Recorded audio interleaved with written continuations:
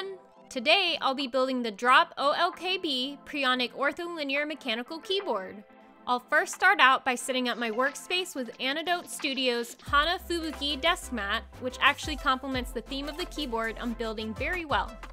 This keyboard kit comes in a nice little box. When I first opened it up, I found the step-by-step instructions on how to assemble it. Next up was the case, which is an anodized CNC aluminum case. I chose the purple color. Underneath the case is a bag with accessories and hardware, the hot swap PCB, and the stainless steel plate. Here is what the PCB looks like. It's pre-programmed and even has a small built-in speaker that beeps during certain events and keystrokes. Before I begin assembling this keyboard, I put down my American Haptics silicone work mat.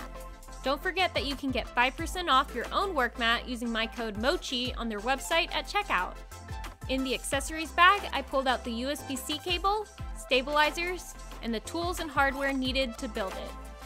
I decided to use my C³Equalz 2-unit stabilizer from the Keycaps company, which has lavender-colored housings and a purple wire. I wanted to use it because it matched the color theme of the case. Before we install the stabilizer, I needed to lube the housings. These are already pre-clipped, so I just applied my 205G0 out of my Kinetic Labs palette. Like usual, I'll be lubing the wire with my syringe after the stab is installed. Now that we're ready to install the stabilizer, I went ahead and plugged in the PCB to quickly double check that everything is working.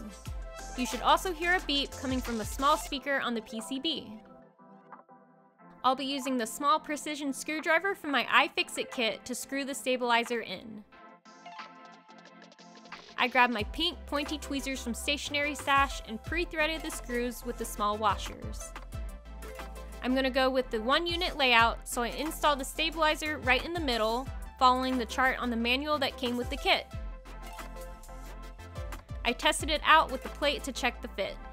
Everything fits together nicely, but I wasn't quite ready to lube the wire just yet. I wanted the PCB to be screwed into the case first. In the manual, there are 2 methods for assembling the keyboard, which is the loose plate method and the extra secure method. I wanted everything to be super secure, so I went with the latter. To install the PCB into the case, you place the PCB inside and secure it by pushing the screws in from the underside of the case. Next, I brought out the stabilizer grease syringe kit from the Keycaps company. Again, this is currently my favorite way to lube the stabilizer wires. You can check out this product by visiting the link in the description below, and you can get 5% off by using my code MOCHI. I always rave about this product because it makes it very easy to apply and adjust stabilizer grease, resulting in better sound and eliminating the wire rattle. This process was super quick since I only needed to lube 1 stabilizer.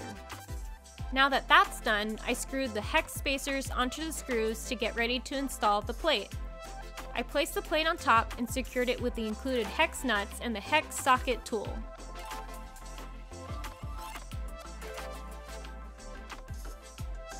Here's how it looks so far.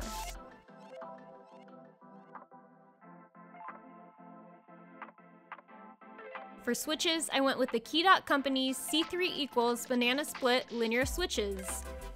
These switches have always been a top favorite of mine, and they match the color theme of this board very nicely. These are lubed with Krytox 205G0, and I also applied C³Equalz film to each one.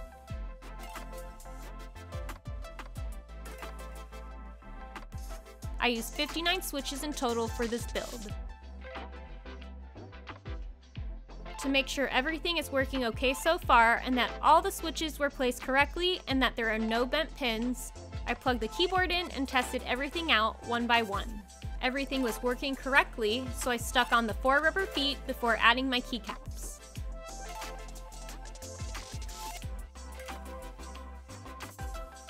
For keycaps, I'm going with my Astrolokeys from Drop. These are currently being stored in my Kinetic Labs keycap organizer.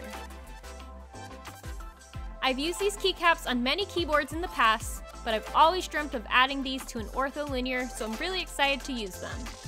They're made with double-shot ABS and have a DSA profile. The set has a ton of Zodiac-themed novelties, and the color theme matches this keyboard as well. This keyboard is nearly done, and the only thing we have left to do is create the key map file in the QMK configurator. I made sure to choose the layout with the 1-2 unit spacebar in the center. I compiled my key map and clicked on the firmware button to download the bin file that I'll be flashing to the keyboard. I plugged in the keyboard with my straight USB-C cable from Alpaca Cables. I'd show off the RGB, but the switch and keycap combo I chose doesn't let any light through, which is actually fine with me. I then opened up QMK Toolbox on my laptop. I turned over the board and used a tool to press the reset button to put it into bootloader mode. I opened up the firmware file that I compiled earlier and clicked the flash button to flash the file onto the keyboard. I unplugged it, plugged it back in, and it's now good to go. Overall, I've really been enjoying the Preonic, and I love how compact it is and easy to use. Typing on it takes some getting used to, especially since I've never used an ortholinear keyboard before. I love that it's a hot swap because I'm someone who loves to change out their switches and keycaps pretty often. As compact as this keyboard is, the CNC aluminum case gives it good weight and everything feels super sturdy. When I need to change the key mapping, it'll be really easy to do so, and I'm excited to work in this keyboard into my work routine. Make sure to check out the sound test at the end of the video. At the time of posting this video, the Preonic is actually on sale on drop.com for $119 USD, which is $21 cheaper than it usually is listed for at $140. This kit will be on sale through December 15th, 2021. I'll be sharing an affiliate link in the description below if you'd like to check that deal out. I've got a review coming up next and several new builds planned over the next few weeks, so be sure to like this video and subscribe to my channel if you'd like to see them. Thanks for watching!